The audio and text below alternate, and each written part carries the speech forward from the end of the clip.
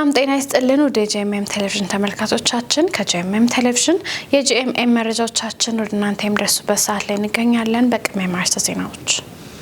የቢሊ ግርሃም ኢቫንጀሊስቲክ አሶሲዬሽን ለጅግጅጋ የወንጌል አማኛ ቤተክርስቲያናት አገልጋዮች በወንጌል ስርጭት ላይ ያተኮረ ስልጠና ሰጠ። የአዋሽ አርባ ሙሉ ወንጌል ቤተክርስቲያን የደም ልገሳ ፕሮግራም አካሂደች። ከውጭ የአፍሪካ የቤተክርስቲያን መሪዎች በዓለም አቀፍ የወንጌል ስርጭት ላይ ትልቅ ሚና እየተጫወቱ እንደሚገኝ ተገለጸ። መረጃዎቹን ኢየሱስና ኢያሱ ወደ እናንተ ያደረስኩኝ አብራችሁ ቆይታ አድርጋለሁኝ። አብራችሁኑ ነው። የቢሊ ግርሃም ኢቫንጀሊስቲክ አሶሲዬሽን ለጅግጅጋ የወንጌል አማኛ ቤተክርስቲያናት አገልጋዮች በወንጌል ስርጭት ላይ ያተኮረ ስልጠና ሰጥቷል። የቢሊ ግርሃም ኢቫንጀሊስቲክ አሶሲዬሽን ከጅግጅጋ ወንጌል አማኞች ቤተክርስቲያናት ካውንስል ቅርንጫፍ ቢሮ ጋር በመተባበር በእናት ቃለ ሕይወት ቤተክርስቲያን የአንድ ቀን የወንጌል ስርጭት ስልጠና ሰጥቷል። በስልጠናው ከጅግጅጋ ከተማና ከዙሪያዋ ከተለያዩ ቤተ እምነቶች የተውጣጡ ከ120 በላይ አገልጋዮችና ሚስዮናውያን ተሳትፈዋል። ስልጠናው የክርስቲያን ሕይወትና ምስክርነት እንዲሁም ማህበራዊ ሚዲያን ለወንጌል ስርጭት በሚል ርዕሶች ላይ ያተኮረ ነበር። የቢጂኢኤ ኢትዮጵያ ቢሮ የስልጠና የክትትል ማማከር ክፍል አስተባባሪ ወንድም ያሬድ አሻግሬና የሚዲያና ኮሚኒኬሽን ክፍል አስተባባሪ ወንድም ነጋ ፈለቀ በሰጡት ትምህርት አገልጋዮች በህይወታቸው ታማኝ ምስክር ሆነው እንዴት ማገልገል እንደሚችሉና የዘመናዊ ቴክኖሎጂና ማህበራዊ ሚዲያ መድረኮችን በመጠቀም ወንጌልን በቀላሉ ለሰዎች ማድረስ የሚቻልባቸውን መንገዶች ተዳሰዋል። ከስልጠናው ክፍሎች መካከል የእኔ እንድሪያስ ነኝ በተሰኘው መርሃ ግብር ተሳታፊዎች ያላመኑ ዘመዶቻቸውን፣ ጎረቤቶቻቸውን፣ ባልደረቦቻቸውንና ጓደኞቻቸውን በጌታ ፊት በጸሎት አቅርበዋል። ተሳታፊዎች በሰጡት ምስክርነት በቢጂኢኤ የተሰጠው ስልጠና ለህይወታቸው ትልቅ መመሪያ እንደሆነ ገልጸው የወንጌላዊው በህይወት ዘመናቸው የጀመሩትን ታላቅ የወንጌል አገልግሎት መቀጠል እንደሚፈልጉ አስታውቀዋል። በምስራቅ ኢትዮጵያ የወንጌል እሳት እንደሚቀጣጠል እንደሚያምኑ ገልጸው አማኞች ሁሉ በጸሎትና በአገልግሎት እንዲተጉ ጥሪ አቅርበዋል። መረጃው የቢሊ ግርሃም ኢቫንጀሊስቲክ አሶሲዬሽን ነው። የአዋሽ አርባ ሙሉ ወንጌል ቤተክርስቲያን የደም ልገሳ ፕሮግራም አካሄደች። በአፋር ክልል ዞን 3 አሚባራ ወረዳ በአዋሽ አርባ ከተማ የምትገኘው የሙሉ ወንጌል ቤተክርስቲያን ከአሚባራ ወረዳ ጤና ቢሮና ከብሔራዊ ደም ባንክ አዋሽ 7 መካከል ጋር በጋራ በመሆን በደም እጥረት ምክንያት የሚከሰተውን የእናቶች ሞት ለመቀነስ የደም ልገሳ መርሃ ግብር በቤተክርስቲያኒቱ ቅጥር ግቢ ተከናውኗል። ይህ የተከናወነው የደም ልገሳ ሁለተኛ ዙር ሲሆን በዚህ አገልግሎት ደም የለገሱ፣ ያስተባበሩ፣ ያገለገሉትን ሁሉ ቤተክርስቲያን አመስግናለች። በቀጣይነትም ይህንን አገልግሎት እንደ ጌታ ፍቃድ እንደሚቀጥል ቤተክርስቲያኒቱ ያሳወቀች ሲሆን በአዋሽ አርባ ከተማ የሚገኙ የወንጌላውያን አብያተ ክርስቲያናት ህብረት አባላት ከዚህ ቀደም በከተማዋ የሚከናወን የማህበራዊ በጎ ስራዎች ላይ ሲሳተፉ እንደነበር ተጠቅሷል። ማህበረሰብን በሁለንተናዊ መልክ በማገልገል ረገድ አሁንም የተጠናከረ ስራ እንደሚሰራ መሪዎቹ ተናግረዋል። ዕለቱን ጨምሮ ለ3 ተከታታይ ቀናት በተደረገው ዓመታዊ ትምህርታዊ ኮንፈረንስ ዶክተር ስዩም አንቶኒዮስ ስለ ወሲባዊ ቅድስና አስተምረዋል። በርካታ ወንድሞችና እህቶች በተደረገላቸው የንስሐና የድነት ጥሪ ተቀብለው ከአምላካችን ከእግዚአብሔር ጋርም ታርቀዋል። መረጃው ከክርስቲያን ዜና ወሰድ ነው። ጎስፔል ቢሊቨርስ ቴዎሎጂ ኮሌጅ በመጀመሪያና በሁለተኛ ዲግሪ ያሰለጠናቸውን ተማሪዎች አስመርቋል።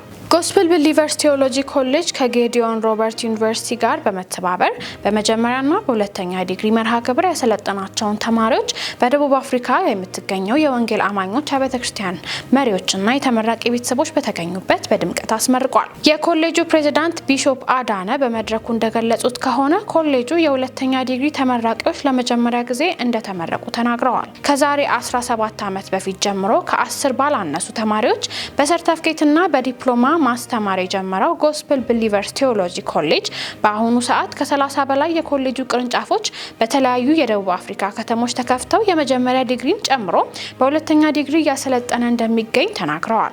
ኮሌጁ በደቡብ አፍሪካ የሚገኙና መንፈሳዊ ሕይወት ከማሳደግ አንጻር ከፍተኛ አስተዋጽኦ እንዳደረገ በመድረኩ የተገለጸ ሲሆን ባለፉት 8 ዓመታት በርካታ ተማሪዎችን ማስመረቁ ተገልጿል። መረጃዎቻችን እንደቀጠሉ ናቸው። አሁን ደግሞ ከውጭ ያገኘናቸው መረጃዎች እናልፋለን። በሶማሊያ 6.5 ሚሊዮን ሰዎች ለከፋ የምግብ ዋስትና ጦት ተጋልጠዋል ተባለ።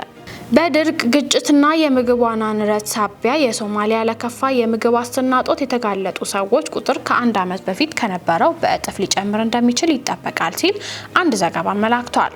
የተቀናጀ የምግብ ዋስትና ደረጃ ምደባ IPC እንደገለጸው ከየካቲት እስከ መጋቢት 2026 የበጋ ወቅት ባልተጠበቀ ሁኔታ 6.5 ሚሊዮን ሰዎች ለከፍተኛ ደረጃ የምግብ እጥረት ይጋለጣሉ ተብሎ ይጠበቃል። ከፍተኛ የምግብ ዋስትና እጦት ደረጃ 3 ወይም ከዚህ በላይ የሚቀመጥ ሲሆን ይህም በ2025 የመጀመሪያ ሩብ ጊዜ ከነበረው 3.4 ሚሊዮን ሰዎች ጋር ሲነጻጸር በእጥፍ ጭማሪ አለው። በተባበሩት መንግስታት ድርጅት መሪነት የተቋቋመው IPC እንደገለጸው በጥር 2026 የሰብአዊ ምግብ ዋስትና እርዳታ ከሚያስፈልጋቸው 4.8 ሚሊዮን ሰዎች ውስጥ 17 በመቶውን ብቻ ማድረስ መቻሉን የሁኔታውን አስከፊነት ያባብሳል። ከጥር እስከ ታህሳስ 2026 ከ6 እስከ 59 ወራት እድሜ ክልል ውስጥ የሚገኙ 1.84 ሚሊዮን የሚገመቱ ህጻናት በከፋ የተመጣጠነ ምግብ እጥረት ይሰቃያሉ ተብሎ ይጠበቃል። 483 ሺህ ያህሉ ደግሞ አስቸኳይ ሕክምና የሚያስፈልጋቸው ናቸው። ሶማሊያ የተባበሩት መንግስታት ድርጅት ላይ የሰብአዊ አጋሮች የ2026 የሰብአዊ ፍላጎቶችና ምላሽ እቅድን ባለፈው ወር ይፋ ያደረጉ ሲሆን ይህም በሀገሪቱ የህይወት አድን ሰብአዊና የጥበቃ እርዳታ ለሚያስፈልጋቸው 2.4 ሚሊዮን ሰዎች 852 ሚሊዮን ዶላር ገንዘብ ያስፈልጋል። መረጃውን ከዳጉ ጆርናል ወስደነዋል። የአፍሪካ የቤተ ክርስቲያን መሪዎች በዓለም አቀፍ የወንጌል ስርጭት ላይ ትልቅ ሚና እየተጫወቱ እንደሚገኝ ተገለጸ። ዳንኤል አንተነስ ዝራለው። በደቡብ አፍሪካ በተካሄደውና ከ33 የአፍሪካ ሀገራት የተውጣጡ ከ100 በላይ የተልእኮ መሪዎች የጋራ አንድነት ፕሮግራም ላይ የቤተ ክርስቲያን መሪዎች አፍሪካ በዓለም አቀፍ የወንጌል ስርጭት ያላትን ጉልህ ሚናም አስታውቀዋል። አፍሪካ ለዓለም አንድነት በሚል ርዕስ የተካሄደው ኮንፈረንሱም በአይኤምቢ የተዘጋጀም ሲሆን አፍሪካን እንደ ተቀባይ ብቻ ሳይሆን እንደ ሚስዮናውያን ምንጭና የዓለም አቀፍ ተጽዕኖ ተዋናይ ማየትም ያመላከተም ነው። በጉባኤው ላይ ከአይኤምቢ ሚስዮናውያንና ከሰራተኞች ጋር የተሳተፉ የአፍሪካ ፓስተሮችና የተልእኮ መሪዎች በዓለም አቀፍ ተልእኮ ስራ ውስጥም አፍሪካ ትልቅ ኃይል ያላት መሆኑንም አጽንኦትም ሰጥተዋል። በኮንፈረንሱ ውይይቶች የአፍሪካ ቤተክርስቲያን ባለፉት 10 ዓመታት ያሳየችው እድገትና በሌሎች አህጉራት ውስጥ ለመስራት ያላትን ዝግጁነትም ተጠቅሷል። ስብሰባው በተለይ በአፍሪካ መሪነት ላይ ትኩረት አድርጎም ተካሂዷል። ጉባኤው ከቀድሞ የምዕራባውያን ተመራማሪነት ወደ አካባቢ ባለቤትነት የሚያመላክት ለውጥ መሆኑም ተገልጿል። በጉባኤው ላይ ንግግር ያደረጉት የአይኤምቢ የአሜሪካ ዓለም አቀፍ ግንኙነትና ከፍተኛ አምባሳደር ጄፍ ኩን ክርስቶስ የሁሉም ነው፣ ዛሬ እዚህ በአንድነት ተሰብስበን የምንገልጸው አፍሪካም ለዓለም መልእክት የምትልክ ኃይል መሆኗንም ነው ብለዋል። ተሳታፊዎቹ የወደፊት የተልእኮ ስትራቴጂዎችን በማጋራት አፍሪካ በዓለም አቀፍ የወንጌል እንቅስቃሴ ውስጥ የምትጫወተውን እያደገ የሚሄድ ሚናም ለማጠናከር ስምምነት ላይም ተደርሷል። በተካሄደው በዚህ ጉባኤም የቤተ ክርስቲያን መሪዎች አፍሪካ በዓለም አቀፍ የወንጌል ስርጭት ላይም ያላትን ለውጥ በደቡብ አፍሪካ ጉባኤም አረጋግጠዋል። ዘገባው የክርስቲያን ዴይሊ ነው። የዓለም የካቶሊክ ቤተክርስቲያን ርዕሰ ሊቃነ ጳጳሳት ሊዮ 14ኛው እንደ አውሮፓውያን አቆጣጠር ከኤፕሪል 13 እስከ 23 ቀን 2026 ባሉት ቀናት በአራት የአፍሪካ ሀገራት ጉብኝት እንደሚያደርጉ ቫቲካን አስታወቀች።